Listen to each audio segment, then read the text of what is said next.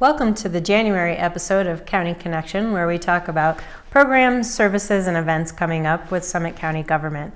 Today we have a chock-full show. We're going to be talking about preventing traumatic brain injuries, testing for radon in your home, the 50-plus winter games, the Mountain Mentors program, and Colorado State University Extension's Seedling program. For our first segment, we have Youth and Family Services here to talk about National Mentoring Month. And joining us are Jesse Shoemaker from Summit County Youth and Family Services, MK Parati, who is a mentor with the Mountain Mentors program, and Ernesto Valderrama, did I pronounce that right? Yeah. Who is also involved in the Mountain Mentors program. Welcome, guys. Thanks for having us. All right, so January is an exciting month, National Mentoring Month, and so exciting, in fact, the President agrees. Barack Obama declared or issued a proclamation on December 31st to name this National Mentoring Month. Jesse, what's the idea behind this?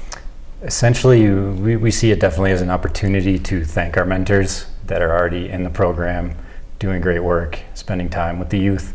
So we definitely want to take the opportunity to thank them and recognize them for what they've done and what they do for the community, and specifically their one-on-one relationship with their mentees. Okay, great. And there are quite a lot of people to thank, is that right? I believe right now we have about 54 mentors who are matched with the youth in the community. All right, fantastic. And so what are the basics of the program of Mountain Mentors here in Summit County? We are a one-on-one mentoring program. It's definitely relationship focused. We definitely, we're not academic focused necessarily. It's all about the friendship, and we try to get matches put together who have some common ground, common footing to jump off, common experiences, or a desire to share common experiences.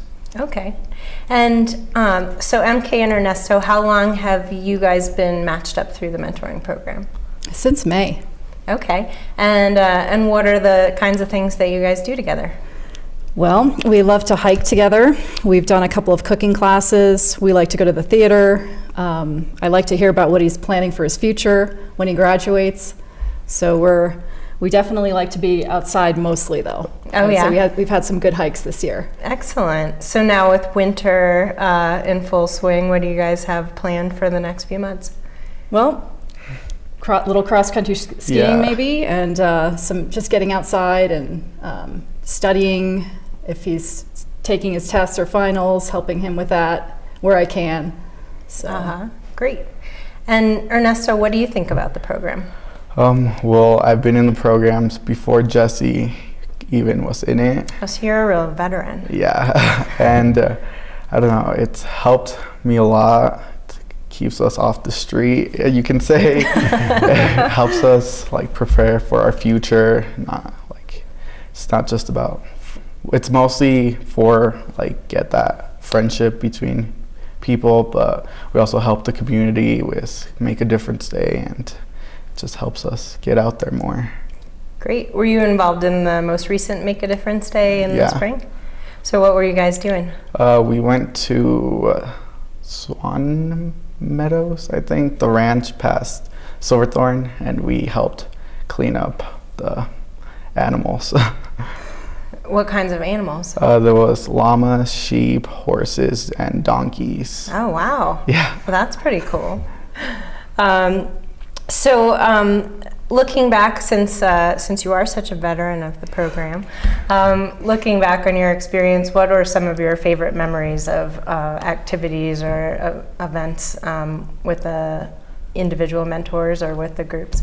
Well, we went rafting last year, and I've never been rafting, and it was a great opportunity. It built friendship between a lot of people that I didn't know that were in the same school as I was, and just, I don't know, it was fun to do something that I've never done before. Where did you guys go rafting? The Green River. In Utah? Yeah. Yeah. Pretty sure. Cool. Yeah.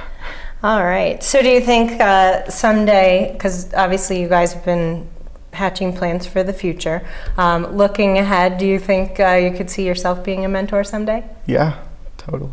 All right, great. So Jesse, can you talk a little bit about kind of in the big picture, the benefits of having mentors in the community available for children and teens? For sure.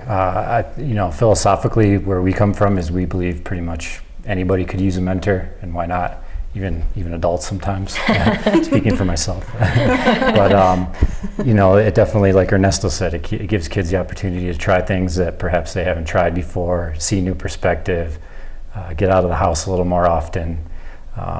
Statistically speaking, kids are more likely to go on to college if they have a mentor growing up, less likely to get into things like drugs and alcohol. And but it really, in the end, it's fun. It's a fun opportunity for a cultural experience, adult culture and youth culture. There's definitely a bridge there, and I think it makes an exciting experience for both. Great. And then, so what are the eligibility requirements for a mentee? For a mentee, any kid who's between the ages of 8 and 16 can be a mentee, and the only common denominator they have is each kid has to want to be in the program, and their parents have to be on board with being in the program. And then how about for the mentors? What are the requirements, and what's the process for getting involved for that? The mentors have to be 21 years and older. Permanent residents here, we do look for a 1-year commitment. And then we have a process where the first step is to fill out an application, and then we'll call references, we run a background check, and we also do a orientation training to kind of get the mentors, on the same page and know what to expect a little bit. Mm-hmm. And then beyond that, just kind of a willingness and openness to want to get to know a young person and learn some things and teach some things along the way. So it's really hard, in other words. Not at all. And it only takes, we look for maybe an afternoon a week, a couple hours a week type scenario, and it definitely is a scheduling thing that depends on each person's life and what works out between the mentor and the mentee. Right. And then in addition to that one-on-one time, I know you guys do a lot in terms of organizing group activities as well. We do. We organize between 3 and 5 activities a month, and they can be anything from as simple as board games one night in a conference room near our office to things like going to the barn at Woodward or going for a ski day up at A Basin. All right. So we definitely would love to see more mentors coming forward, because we do have a waiting list. We do. We have a waiting list of about 45 kids, I believe. We're definitely especially in need of male mentors. Our wait list for boys is definitely longer than girls, but overall we definitely need mentors, period. All right. And then how can people get in touch with you if they're interested in grabbing hold of National Mentoring Month and signing up with Mountain Mentors? I think the best way is to just get a hold of us and chat with us on the phone. You can definitely reach us at our office, 970-668-9182, and then we can get the ball rolling from there. All right. And you can also find information about the mentoring program on the Summit County website, which is www.co.summit.co.us/mentor. And you can find out some more details there. So anything that any of you guys would like to add about National Mentoring Month or the Mountain Mentors program here in Summit County? I just want to say we do put a lot of time into the matching process, and we try to get matches off, and I don't know how MK and Ernesto feel about their match. I feel great about our match. I really do.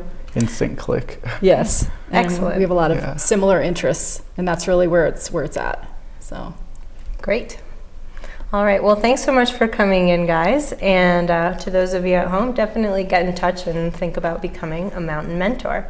We're going to take a short break, but stick with us. When we come back, we will be talking about another awareness month, National Radon Awareness Month.